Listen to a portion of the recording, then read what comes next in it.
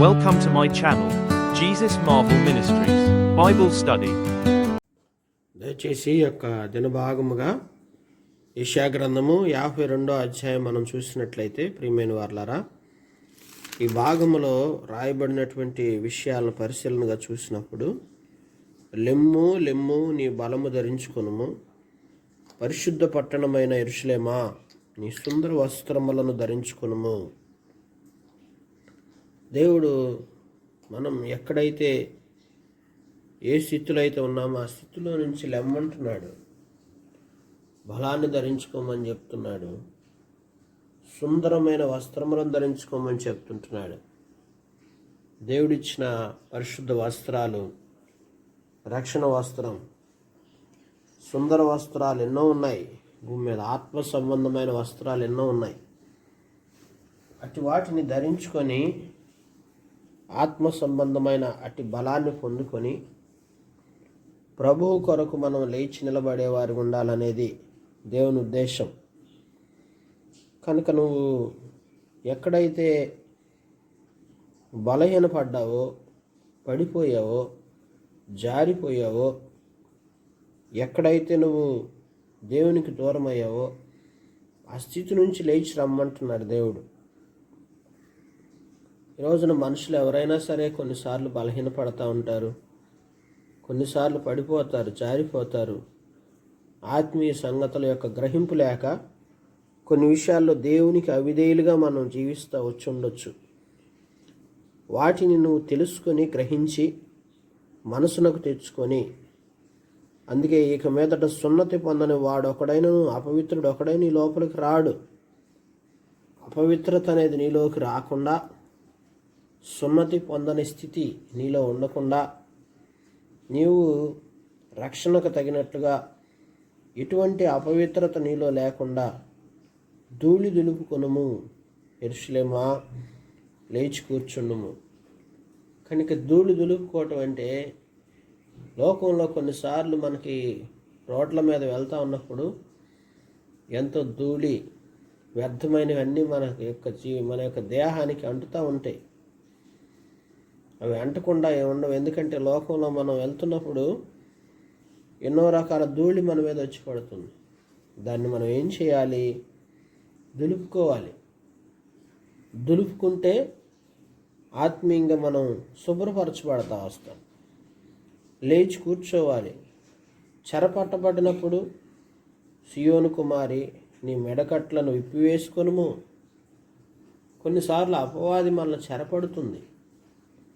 చెరపట్టి మనల్ని ఆ చెరలోకి త్రోసివేసి, పాపం అనే చెరలో, లోకం అనే చెరలో, దుష్టత్వం అనేటువంటి చెరలోకి మనం తీసుకెళ్ళి కొన్ని కట్లతో బంధిస్తుంది.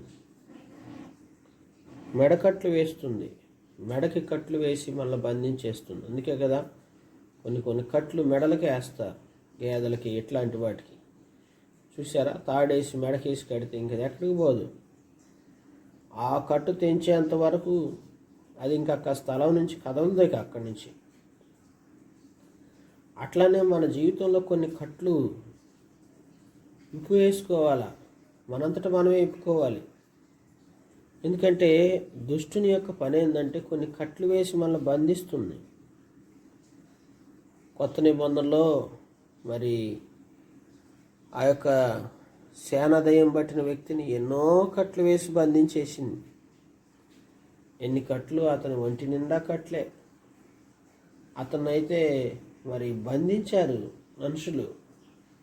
రాళ్లతో తన దేహాన్ని తానే గాయపరుచుకునే విధంగా సాతాను చేసేసింది ఆ వ్యక్తిని.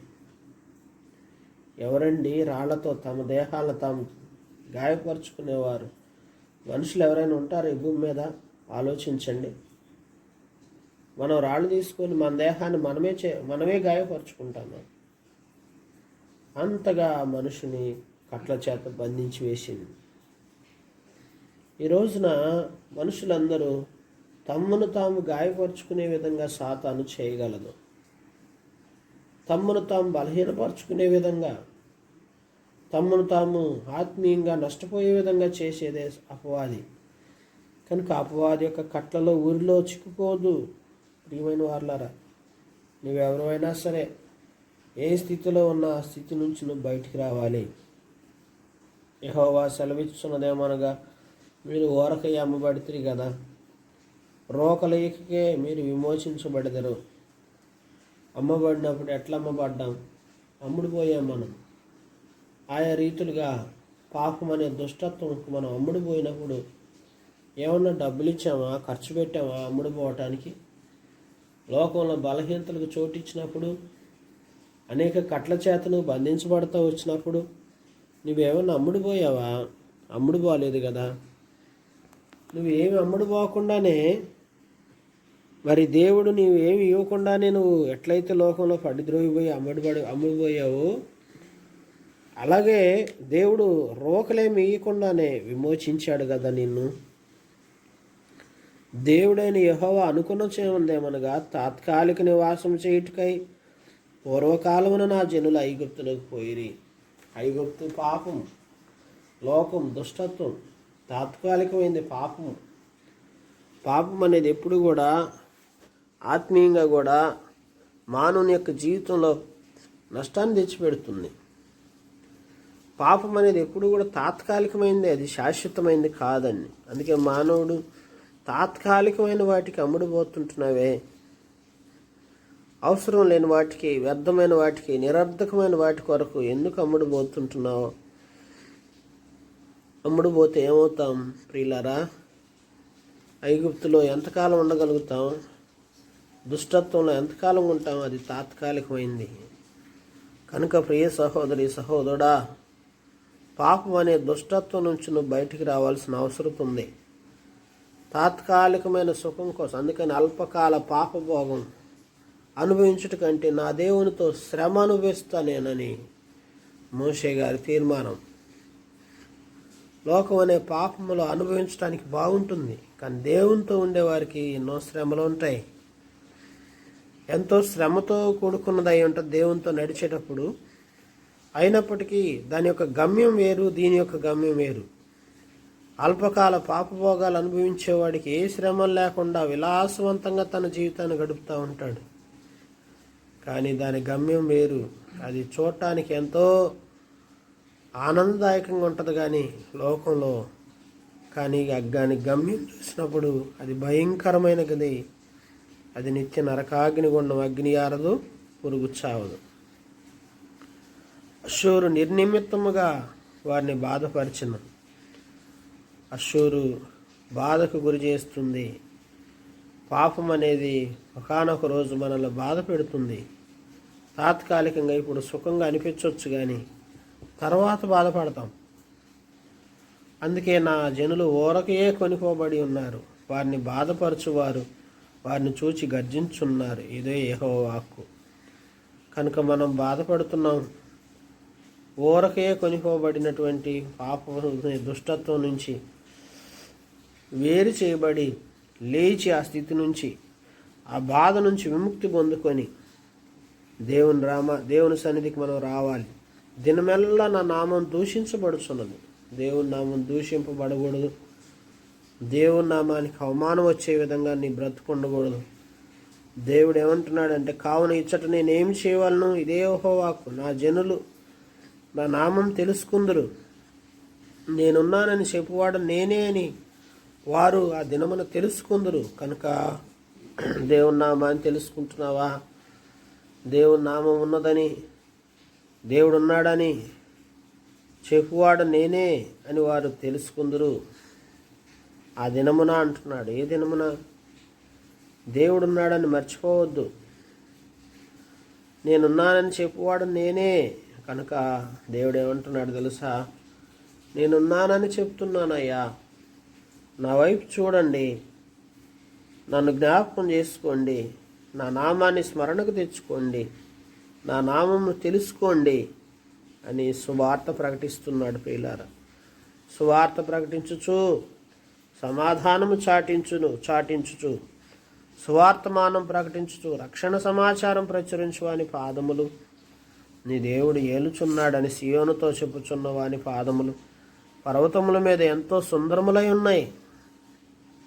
ఎంత చక్కటి మాట అయ్యా! దేవుడున్నాడు, దేవుని నామాన్ని తెలుసుకోండి, దేవుడు గొప్ప దేవుడు.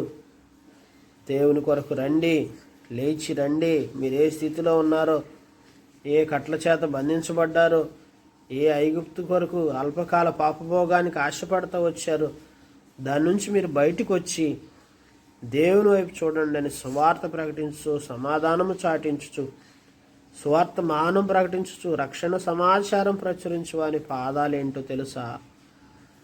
ప్రియులారా, ప్రకటిస్తున్నారా? మనం ప్రకటించే మన పాదాలు ఎట్లుంటాయి తెలుసా? ఎట్లుంటాయి? దేవుడు ఏలుచున్నాడని సియోనుతో చెప్పుచున్నవాని పాదములు పర్వతముల మీద ఎంతో సుందరములు. ఎక్కడ సుందరములైనవి? పర్వతముల మీద సుందరములైనవి అంటాయి. అంటే ఎత్తైనటువంటి పర్వతాల మీద నీ పాదాలు మరి సుందరమైనవి. అంటే దేవుడు ఆకర్షణీయంగా సుందరంగా నీ పాదాలు ఉంచబోతుంటున్నాడు. అలాంటి పాదాలు నువ్వు కలిగి ఉన్నావా? నీ పాదాలు అలాంటివేనా? ఒకసారి ఆలోచించుకో. నీ పాదములు ఏమై ఉన్నాయి? ఇతరులకు దేవుని వాక్యం ప్రకటిస్తుంటున్నావా? సమాధానాన్ని చాటిస్తుంటున్నావా? సువార్తమానం ప్రకటించే ఆ మనసు నీకుందా? రక్షణ సమాచారం ప్రచురించగలవా? ప్రచురపరచకుండా నీ పెదవులు, నీ నోరు ఎందుకు మూసివేసుకుంటున్నావు? ఎందుకు దేవుడు నీకు శక్తినిచ్చాడు? ఎందుకు దేవుడు నీకు ఆరోగ్యాన్ని ఇచ్చాడు? ఎందుకు నీకు దేవుడు క్షేమాన్ని ఇచ్చాడో తెలుసా? అసలు ఎందుకు దేవుడు నిన్ను రక్షించాడో కూడా తెలుసా నీకు? కొన్నిసార్లు మన దేవుడు ఎందుకు రక్షించాడో కూడా మనం మర్చిపోతూ ఉంటాం. దుష్టత్వంలో, అంధత్వంలో, కట్ల చేత బానిస అయిపోయి ఐగుప్తులో తాత్కాలిక భోగాలను అనుభవిస్తూ నిష్టానుసారంగా బ్రతుకుతున్న నిన్ను తన ప్రకటన చేత తను దర్శించి నిన్ను విమోచించాడు కదా ఉచితంగా. మరి నీవేం చేస్తున్నావు? నీవు ఇతరులకు ప్రకటన చేయగలుగుతుంటున్నావా? ఉదయకాల సంబంధు దేవుని గురించి ఇతరులకు ప్రకటించలేని వారు ఎప్పటికీ సుందరమైన వారు కాదండి. వారి ముఖములు సుందరమైనవి కాదు, వారి పాదాలు సుందరమైనవి కాదు, వారి జీవితమే సుందరమైనది కాదు. ఎందుకంటే నువ్వు సుందరమైన వాడిగా ఉండాలని దేవుని కోరిక. లోకంలో ఎంత శ్రమ పడుతున్నా, శారీరకంగా లోకంలో నీకు ఎన్ని బాధలున్నా, నువ్వు ఆత్మ సంబంధంగా వెలిగించబడిన వాడివై, లేవనెత్తబడిన వాడివై, నీవున్న స్థితిలో నుంచి విమోచించబడి పాపము నుంచి రక్షించబడిన నీవెంతో సుందరమైన వాడవు దేవునికి. అయితే సుందరమైన నీవు ఇతరులకి వాక్యాన్ని ప్రకటించడం ద్వారా ఇంకా నీ పాదాలు సుందరంగా చేయబడతా వస్తాయి. ఆత్మ సౌందర్యం అందుకే రాయబడతా వచ్చింది. సౌందర్యము వ్యర్థమైనది లోకంలో. ప్రియులారా, ఏ సౌందర్యం కావాలి? ఆత్మ సౌందర్యం మనకు కావాలండి. ఆలకించుమో నీ కావలి వారు పలుకుచున్నారు, కూడుకొని బిగ్గరగా పాడుచున్నారు. యెహోవా సీయోనును మరలా రప్పించగా వారు కన్నులారా చూచున్నారు. కనుక కావలి వారు పలుకుచున్నారు, పాడుచున్నారు, మరలా రప్పించున్నాడు. కనుక లోకంలో పాడైన స్థలములారా ఉత్సహించి ఏకముగా సంగీతగానము చేయడి. యెహోవా తన జనులను ఆదరించిన యెరూషలేమును విమోచించెను. కనుక పాడైన స్థితిలో నుంచి మనం బాగుపడాలి, తిరిగి రావాలి మళ్ళీ ఆయన వద్దకు. నువ్వు ఎక్కడ పాడైపోయావో, నువ్వు ఎక్కడైతే దేవునికి అవిధేయంగా ఉన్నావో ఆ స్థితిలో నుంచి నువ్వు తిరిగి వచ్చి మళ్ళా ఆయన సన్నిధికి నువ్వు రావాలని దేవుడు కోరుకుంటున్నాడు. పోవుడి అచ్చొట్టు నుండి వెళ్ళిడి, అపవిత్రమైన దేన్ని ముట్టకుడు, దాని వద్ద నుండి తొలగిపోవుడి. లోకంలో అపవిత్రమైన విషయాల్లో నువ్వు ఉంటే వాటి నుంచి పారిపోవాలి. యేసే పారిపోయాడు, అచ్చొట్టు నుండి వెళ్ళిపోయాడు. అపవిత్రమైన దేన్ని ముట్టలేదు, తాకలేదు. అపవిత్రమైన దాన్ని ముట్టకుండా తొలగిపోయేవారుగాను పారిపోయేవారుగాను మన బ్రతుకులు ఉండాలి. జీవితంలో అపవిత్రతను ముట్టడానికి ఎన్నో అవకాశాలు వస్తాయి ప్రియులారా. కొన్నిసార్లు ఏసేపులాగా నీకు కూడా అపవిత్రమైన దాన్ని ముట్టుకునే అవకాశం నీకు వస్తే ముట్టుకుంటున్నావా? ముట్టకుండా దాని వద్ద నుండి తొలగిపోతున్నావా? ముట్టుకోవద్దు, తాకొద్దు. అపవిత్రమైన దాన్ని దేన్ని ముట్టుకోవద్దు. దాని నుంచి నువ్వు దూరంగా వెళ్ళిపోవాలి, పారిపోవాలి. అపవిత్రంగా ఉండకుండా పవిత్రంగా ఉండేవారికి ఎన్నో కష్టాలు వస్తాయి, కానీ దేవుడు వారిని విడిచిపెట్టడు. యోసేపుని తీసుకెళ్ళి చెరసాలలో వేశారు. ఏమైంది? కొంతకాలం చెరసాలలో బాధను అనుభవించాడు, కానీ యోసేపును దేవుడు తర్వాత ఉన్నతంగా హెచ్చించడం ప్రారంభించాడు. సేవోపకరణములు మోయివార్లారా, మిమ్మల్ని మీరు పవిత్రపరచుకునండి. కొన్నిసార్లు మనం సేవోపకరణాలు మోస్తుంటాం. సేవోపకరణాలు మోయటం అనేది దేవుడిచ్చిన గొప్ప భాగ్యం. ఉపకరణాలు మోయటం అంటే ఏంటండి? దేవుని మందిరావరణంలో ఉన్నటువంటి ఉపకరణాలను భౌతికంగా మోయటం అయితే, ఆత్మీయంగా ఏంది? దేవుని యొక్క పని భారాలను, బాధ్యతలను మోయటం. ఆనాటి దినాల్లో ఉపకరణాలు మోయటానికి దేవుడు ఎంతోమందిని సేవ కొరకు ఏర్పరచుకున్నాడు. కనుక లేవీలు ప్రత్యేకింపబడిన వారు, వీరు మాత్రమే సేవాపకరణాలు మోయాలి. ఎవరు పెడితే వారు సేవాపకరణాలని మోయకూడదు. దేవుడు ఎవరిని ఏర్పరచుకున్నాడో, ఎవరు ప్రత్యేకించుకున్నాడో, ప్రత్యేకించబడినటువంటి వారు తమ జీవితాన్ని ఒక ప్రత్యేకమైన రీతిలో పవిత్రతను కాపాడుకోవాలి. అపవిత్రత అనేది మనలో కనపడకూడదండి. కనుక ఏమాత్రం అపవిత్రతకు మనం చోటిచ్చినా మనం నష్టపోతాం. కనుక మీరు త్వరపడి బయలుదేరరు, పారిపో రీతిగా వెళ్ళరు. తొందరగా బయలుదేరం. ఎక్కడి నుంచి? అపవిత్రమైన చోట నుంచి త్వరగా బయటికి రావు. పారిపో రీతిగా వెళ్ళం. ఇప్పుడు పారిపోలేదు ఎవరు? ఉప్పు స్తంభం అయిపోయింది కదా. లోతు భార్య. ఎంత భయంకరమైన పరిస్థితి. యెహోవా మీ ముందర నడుచును, ఇశ్రాయేలు దేవుడు మీ సైన్యం వెనుకటి భాగమున కావలి కాయను. నా సేవకుడు వివేకముగా ప్రవర్తించును, హెచ్చింపబడి ప్రసిద్ధుడై మహాగణుడుగా ఎంచబడును. వివేకంగా ప్రవర్తించేవారు హెచ్చించబడతారు, ఘనులుగా ఎంచబడతా వస్తారు. దేవుడు నీ జీవితాన్ని ఘనంగా ఉంచాలనుకుంటున్నాడు. నిన్ను చూసి ఏ మనిషి రూపము కంటే అతని ముఖమును, నర రూపము కంటే అతని రూపము, ఇంకా చాలామంది ఎలాగ విస్మయం, అలాగే అతడు అనేక జనములను చిలకరించును అనే చోట జనములకు విస్మయము పుట్టించును. నీవు ఆయనకు, జనాలకి నువ్వు ఒక ఆశ్చర్యమైన వ్యక్తిగా, నిన్ను ఒక హెచ్చించి ప్రసిద్ధుడుగా, గనుడుగా నిన్ను చేయటానికి ఆయన ఇష్టపడుతున్నాడు. కనుక నరరూపము కంటే అతని రూపం చాలా వికారమైన, చాలామంది ఎలా విస్మయం ఉందిరో. మనిషి రూపము కంటే అతని ముఖమును, నరరూపము కంటే అతని రూపమును చాలా వికారమని చాలామంది అలాగే అతడు అనేక జనములకు చిలకరించు. జనములకు మన ముఖము ఎప్పుడైతే వికారముగా మారిపోతుంది, యేసుప్రభు వారి ముఖం చూడటానికి సొగసైన స్వరూపమైన లేదండి.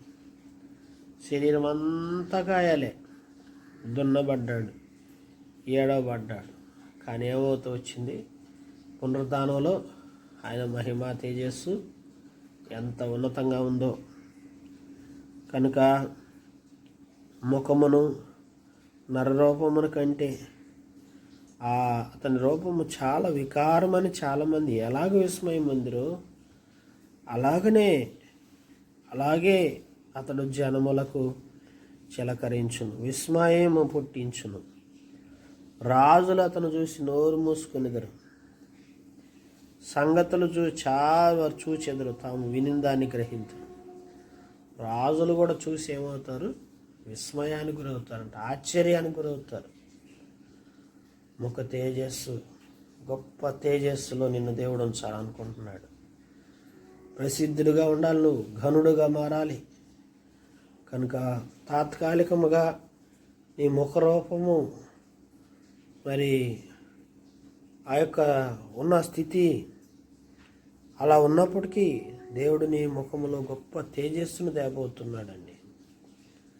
కనుక ప్రియమైన సహోదరి సహోదరుడా, యేసు ప్రభువారు కలువరి శిలువలో తను అప్పగించుకున్నప్పుడు ఆయన రూపం మారిపోయింది.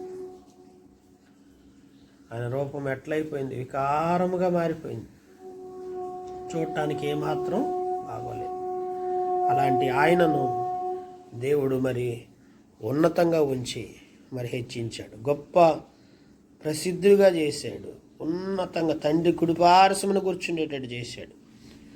కనుక ప్రియమైన సహోదరి సహోదరులారా, మనందరి జీవితాలు అట్టి రీతిగా మనల్ని ఆశీర్వదించాలని దేవుడు కోరుకుంటున్నాడు. అట్టి రీతిగా దేవుడు మనం దీవించడానికి హృదయపూర్వకంగా ఆయన మన దేవుడి మాటలు దీవించి మన గ్రహింపులో తీసుకొచ్చి మనకు సహాయం చేయనుగాక.